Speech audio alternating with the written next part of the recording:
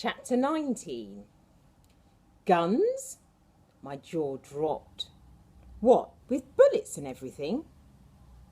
They are loaded, yes, Pepe said quietly. I glanced at Tulip, at Oz. I'd already put them through enough. This was extra danger we didn't need. What do we do now? Tulip whispered. Pepe raised a finger. Be quiet! I did, on tiptoe, straining my ears.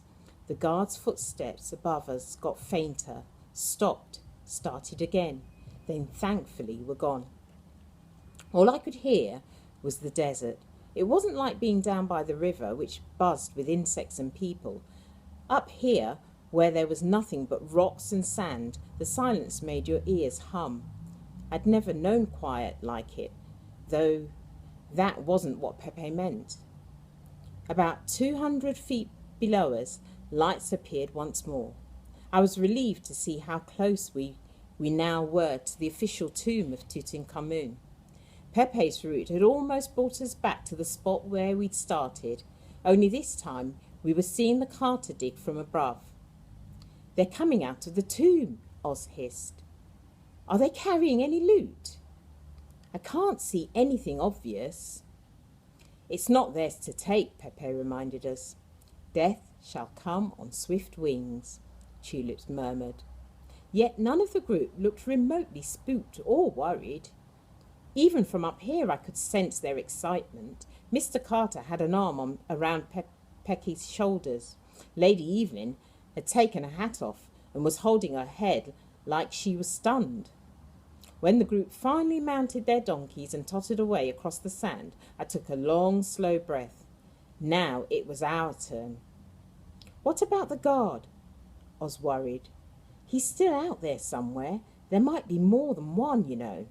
I glanced at Tulip, who was crouched low on her camel, shivering. We'll have to risk it.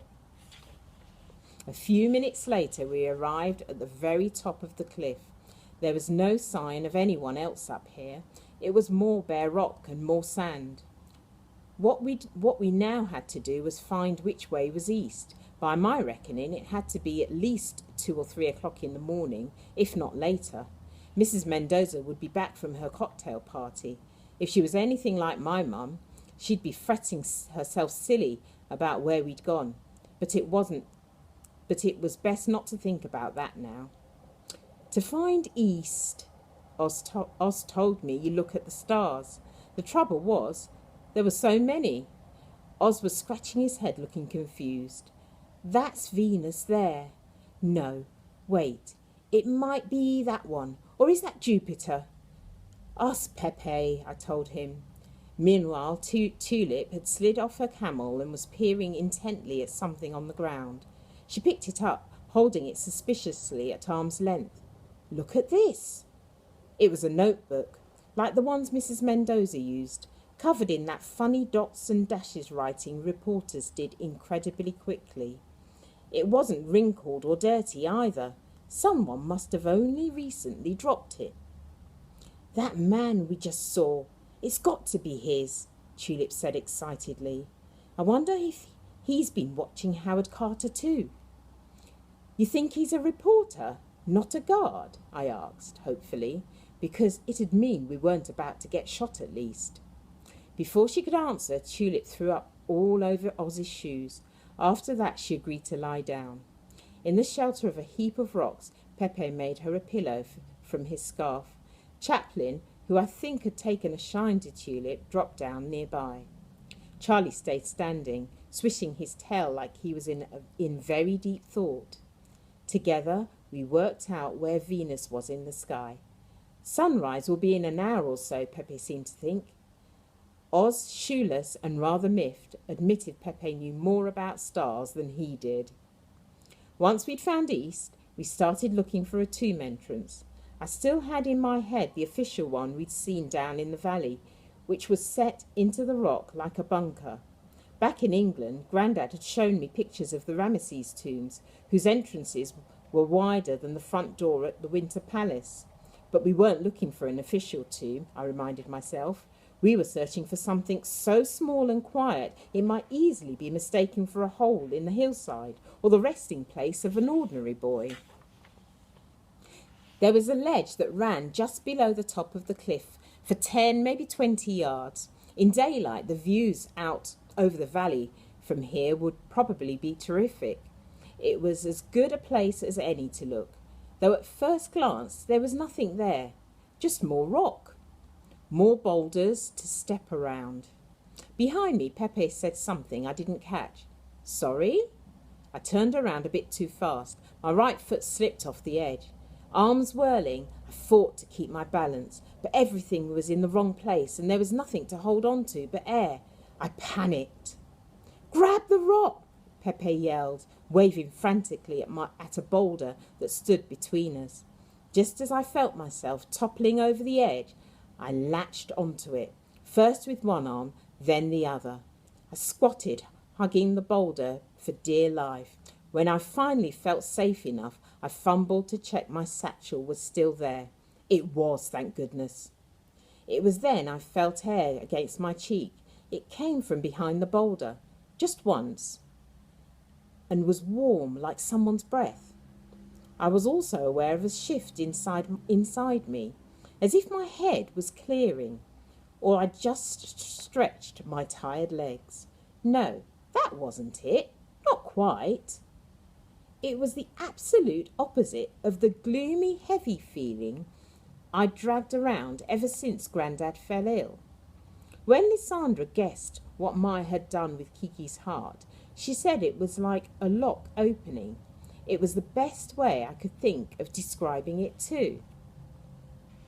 Pepe, I said, trying to stay calm.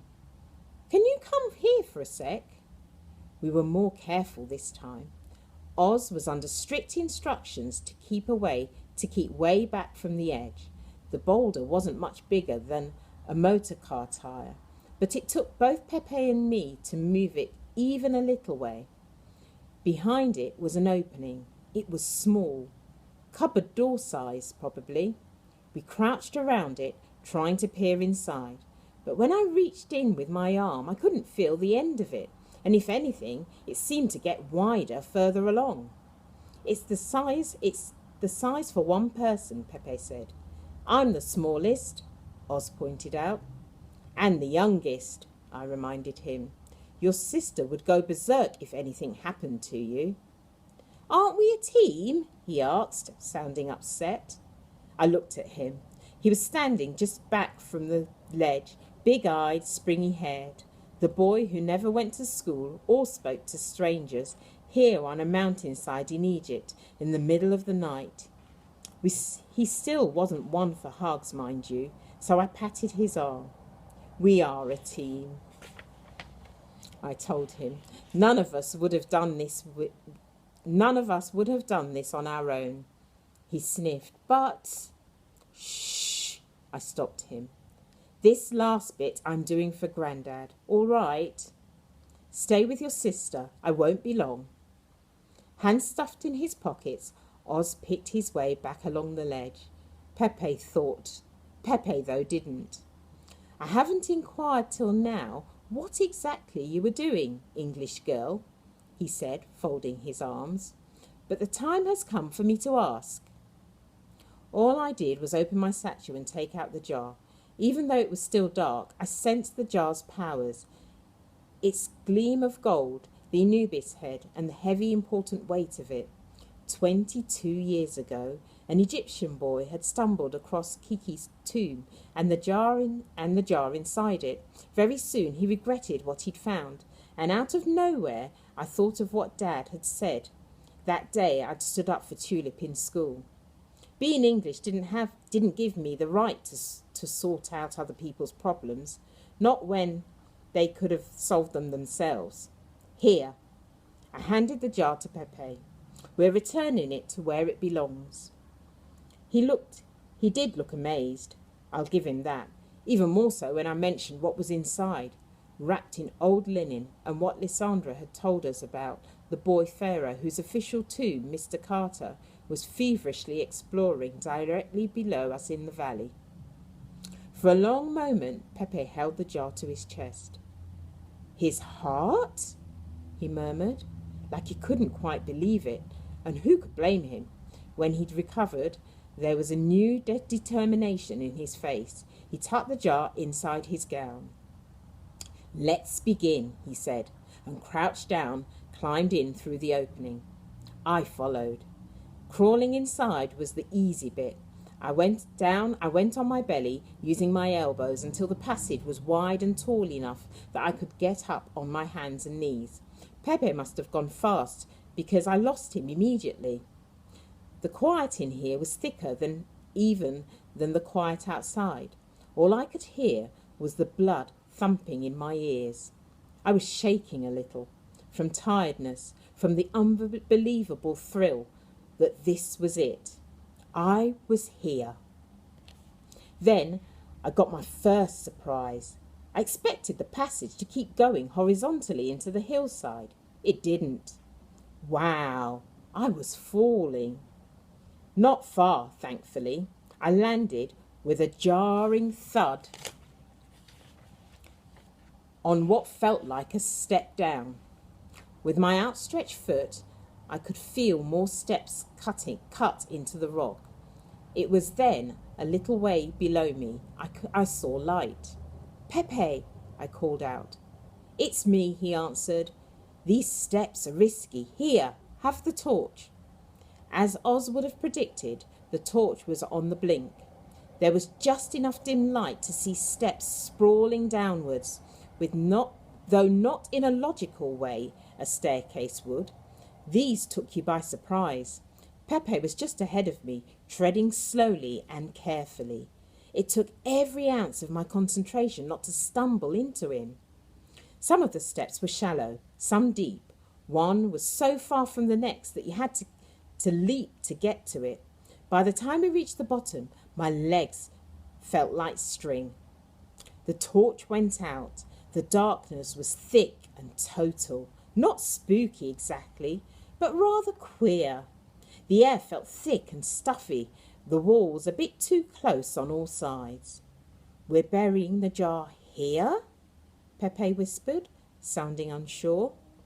Doubts, as doubts do, chose their moment, and suddenly my head was full of them. What if this wasn't the right place? Was I too late? Had Grandad already died? Was Tulip about to? Were the bad omens going to come true? Tulip would have told me to pull myself together. Mum would have reminded me I had Grandad's spirit. And Dad, well, he'd have said how hard work had paid off. My brain, for once, listened.